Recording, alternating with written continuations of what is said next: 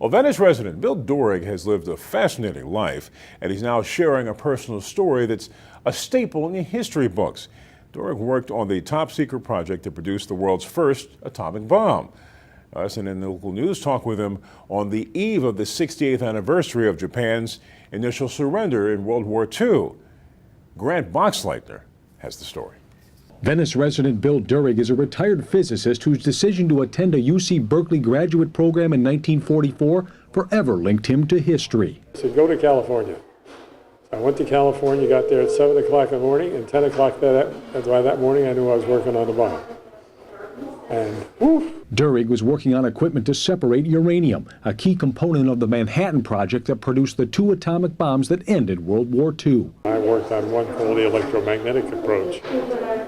Actually, the first bomb that was dropped was almost entirely from the electromagnetic approach. And Dorig recalls being keenly aware of the magnitude of the task, as well as the enemy. With knowing the awesome power of that bomb, and the concern that Germany could have had it ahead of us was absolutely threatening every day. At the nuclear plant in Oak Ridge, Tennessee, Dorig's work with uranium continued, leading up to the first atomic bomb test in New Mexico. When the bombs test at Alamogordo was successful, the first test,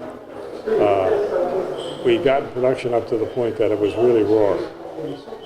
I won't tell you how many bombs a month we were turning out, but capable of turning out. Dorig today says perhaps there should have been an atomic bomb demonstration used to threaten Japan, but he doesn't second-guess the decision of President Truman that ultimately ended the war. I was going to be in the first wave on the assault on Japan, so you have no idea what you did. Saved my life. Dorig became director of telemetry at Johns Hopkins University and spent a career working on guidance systems, including ones NASA used on the space shuttle. And as for his feelings today about nuclear weapons, it's really wonderful that we've never had a nuclear conflict since.